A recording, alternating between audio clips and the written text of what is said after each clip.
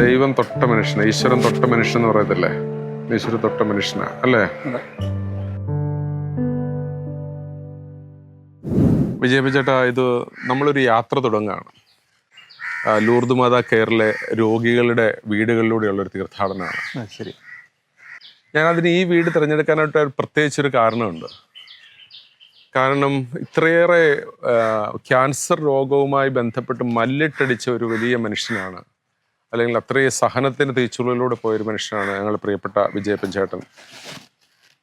വയറ് ഭാഗമൊക്കെ കീറി അവിടുത്തെ മാംസം എടുത്ത് കൈത്തണ്ടയിൽ പൊതിഞ്ഞു വെച്ച് ഏതാണ്ട് 29 ദിവസം അല്ലേ അങ്ങനെങ്ങാണ്ട് വെച്ച് 28 അല്ലേ? ഇപ്പം അതെ, ഇത് കാണാതിരിക്കും അല്ലേ? നിങ്ങൾ ഈ കാണുന്ന ഈ ഭാഗം മുഴുവൻ ദ്രവിച്ചിരുന്ന ഭാഗങ്ങളാണ്. അതിങ്ങനെ ഈ വയറിനോട് ഇങ്ങനെ ചേർത്ത് വെച്ച് RCCയുടെ ആ ഒരു ട്രീറ്റ്മെൻറ്റിൻ്റെ അവരുടെ വൈദഗ്ധ്യത്തെ കൂടിയാണ് അത് പ്രകടമാക്കുന്നത്. സയൻസ് എന്തുമാത്രം പുരോഗമിച്ചു, ഡോക്ടേഴ്സ് എന്തുമാത്രം കമ്മിറ്റ്മെൻ്റ് ഉള്ളവരാണ്. അവിടെ നല്ല ചികിത്സയല്ലേ കിട്ടിയത്? നല്ല ചികിത്സയും അവിടുത്തെ ലൂർദ് മാതാവിലെ ഏറ്റവും അവിടുത്തെ പ്രാർത്ഥന കൊണ്ടാണ് ഞാൻ ഇത്രയും രക്ഷപ്പെട്ടത്. എടുത്ത് പൊതിഞ്ഞു വെച്ച് ഇങ്ങനെ മുഴുവൻ സ്റ്റിച്ചിട്ട് വെച്ച് പിന്നീട് അറുത്ത് ഇത് മാറ്റുകയാണ്. അങ്ങനെ മാറ്റിയെടുത്ത കൈയാണിത്. അവിടെ എത്ര നാളുണ്ടായിരുന്നു? എനിക്ക് ഒരു വർഷത്തിനടുത്തുണ്ടായിരുന്നു. 11 മാസം ഉണ്ടായിരുന്നു. മൊത്തം 11 മാസം ഉണ്ടായിരുന്നു അല്ലേ?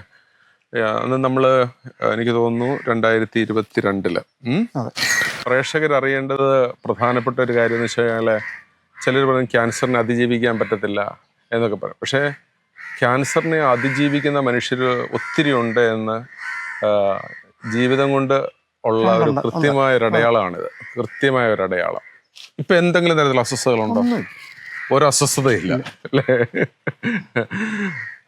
പ്രിയപ്പെട്ടവരെ, നമ്മൾ ഇതൊരു യാത്ര തുടങ്ങുകയാണ്. ഈ യാത്രയുടെ ആരംഭത്തിൽ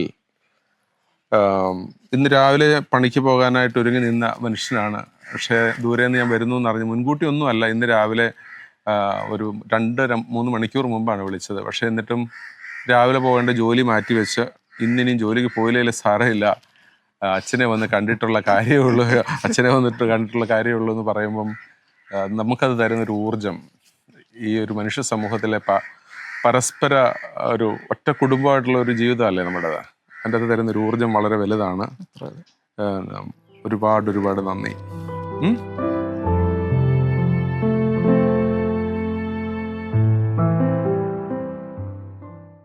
11 മാസം ലൂർദ് മാതാ താമസിച്ചത് ഞാനും എൻ്റെ ഭാര്യയും. അവിടെ ഞാൻ താമസിക്കുമ്പോൾ വേണ്ട 100 ചില്ലുവാൻ ആൾക്കാർ ഉണ്ടായിരുന്നു. അത് രാവിലെ ഭക്ഷണം, ഉച്ചയ്ക്ക് ചോറ്, അത് ഒരു ആഴ്ചയിൽ 2-3 ദിവസമെങ്കിലും ഇറച്ചി കാണും. അതുപോലുള്ള വൈകിട്ട് കഞ്ഞി, അച്ചാറ്, തോരൻ, പപ്പടം, അങ്ങനെയുള്ള ഐറ്റങ്ങൾ. ഒരു കുറവും ഞാൻ 11 മാസം താമസിച്ചിട്ട് ഒരു കുറവും ഞങ്ങൾക്ക് ഇല്ല. അതുപോലെ 80-90 ആൾക്കാരാണ് അവിടെ താമസിച്ചുകൊണ്ടിരുന്നത്. ഇപ്പൊ അവിടുത്തെ RCCയെ കുറിച്ച് എന്താ ഒരു നല്ല ട്രീറ്റ്മെന്റ്? ഏത് ഡോക്ടറായിരുന്നു നോക്കിയത്? എന്റെ പ്രകാശ് ഡോക്ടറായിരുന്നു അല്ലേ? നല്ല ഡോക്ടർ ചെയ്തത് പോളഗസ്റ്റിൻ സാറാണ്. വളരെ ഫേമസ് ആയിട്ടുള്ള അവിടുത്തെ ഡോക്ടേഴ്സാണ്. സാധാരണപ്പെട്ട ആളുകൾക്ക്, പ്രത്യേകിച്ച് സാമ്പത്തികമായിട്ടൊക്കെ ഒത്തിരിയേറെ വിഷമിക്കുന്ന ആളുകൾക്ക് ഏറ്റവും നല്ല ചികിത്സ നമുക്ക് കിട്ടുന്ന സ്ഥലമാണ് തിരുവനന്തപുരത്ത്. ക്യാൻസർ രോഗികൾ കിട്ടുന്ന സ്ഥലമാണ്. ഞാൻ അവിടുത്തെ ഡോക്ടേഴ്സിൽ കണ്ടിട്ടുള്ള പ്രധാനപ്പെട്ട ഒരു കാര്യം, അവർ വിശ്രമമില്ലാതെ ജോലി ചെയ്യുന്നു. അവർക്ക് ഒരുപക്ഷെ അതിനേക്കാൾ ഉയർന്ന ശമ്പളം കിട്ടുന്ന ഒത്തിരിയേറെ ഹോസ്പിറ്റലുകൾ ഇക്കാലത്തുണ്ട്. പക്ഷെ അവർ അതിനൊക്കെ മാറ്റിവെച്ചിട്ട് RCCയിലേക്ക് തന്നെ അവർ കോൺസെൻട്രേറ്റ് ചെയ്യുന്നത് അവർ ഈ പാവപ്പെട്ടവർക്ക് വേണ്ടിയിട്ട് ജീവിതം ശരിക്കും മാറ്റിവെക്കുന്നതുകൊണ്ടാണ്. പിന്നെ നമ്മുടേത് പോലെയുള്ള സെൻറ്ററുകളിൽ പോലും ഈ ഡോക്ടേഴ്സ് ഇങ്ങോട്ടേക്ക് ഓഫർ ചെയ്യാറുണ്ട്. രോഗികൾക്ക് എപ്പോൾ ഒരു ആവശ്യം വന്നാലും വിളിക്കാൻ മടിക്കരുത് അച്ഛാ എന്ന് പറയാറുണ്ട്. അത് കേൾക്കുമ്പോൾ നമുക്കും അല്ലെങ്കിൽ ഈ രോഗികൾക്കും ഒക്കെ കിട്ടുന്ന ഒരു പ്രചോദനം അല്ലെങ്കിൽ ഒരു ആശ്വാസം, അത് വളരെ വളരെ വലുതാണ്.